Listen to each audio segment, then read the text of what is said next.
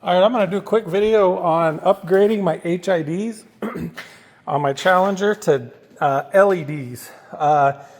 If you have the HID headlights, they look like that. They have that's the lens, the projector lens and everything like that.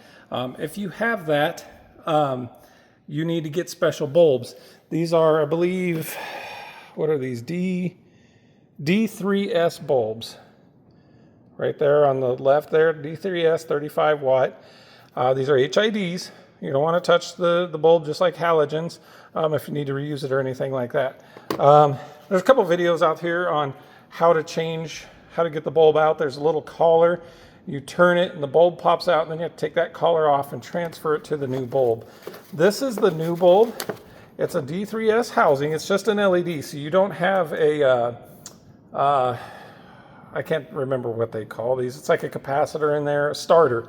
So you just have a fan because of the heat of the LEDs. I don't know how productive that, or if that fan's going to be counterproductive, because there's a cap that goes over the back of the lens, and the fan's literally going to blow on that lens or on that cap. So this is the LED D3S plug. It goes in exactly the same. It goes in vertical like this, and these D3Ss have the projector beam also has a lens that comes down to go to high beams.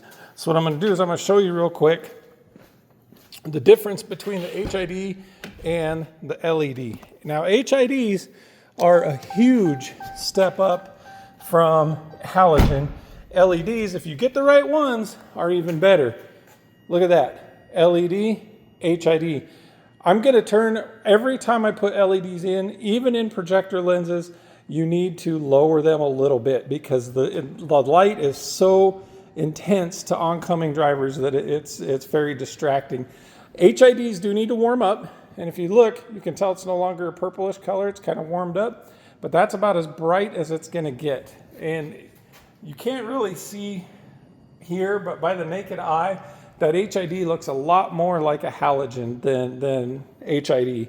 And these are the factory ones. This is what the car came with. So I'm not sure what the lumens are, or not lumens, but the Kelvin and all that kind of stuff. These LEDs are 6,000 Kelvin. Hold on, let me get the box out here.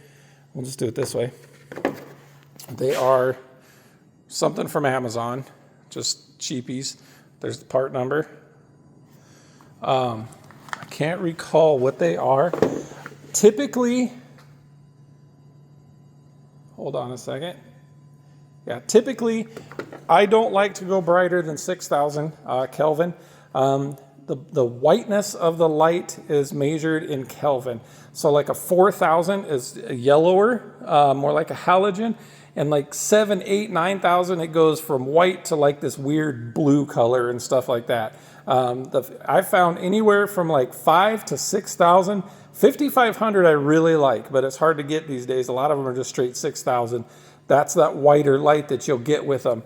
The thing that a lot of people don't know that you do need to pay attention to is the lumens. Pay attention to the lumens. The lumens is how far down the road you can see. So you can get a 6,000 Kelvin bulb, and if it has 200 lumens, you're not going to see down the road. It's going to be super bright, but you won't be able to see down the road. Get one that's like 1,000 lumens or some outrageous rating in lumens, because that's actually what gets you to see down the road. I've converted almost all of my vehicles to LED, and I love it. I drive out in the country where it's pitch black, and all of us drive with our high beams on until we meet oncoming traffic. I get mine adjusted just right to where I can see, especially with my high beams. I call it the surface of the sun, where it's just so bright you can see everything. But I do not blind oncoming drivers. I think that's rude. I think it's inconsiderate. And it just pisses people off. So I do not do that. So I will adjust these down. The intensity of the bulb looks like it's kind of right on my hinge there. I might just bring it down just a hair. It doesn't have to be much, and that's the thing you need to know. With an LED, it's such a directional light. Just a little bit is all you need to do. But let's go to the high beams real quick. So let me hold my phone out here. There's the low beam. Here's the high beam. I mean, look how much more intense that is once that projector comes out. I mean, that's nuts. So that's what the D3S LEDs in my Challenger look like. This is the driver's side. I had to do some work on the throttle body, so I was actually, don't mind that, that's the other deal. Where am I at? I can't see it in here the way I'm looking. Let's see, hold on here. Oh, it's way back there, that's right.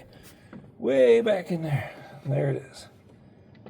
So there's a collar on there you have to loosen, and then the bulb comes right out, and then you pull the plug out, and then you can change it.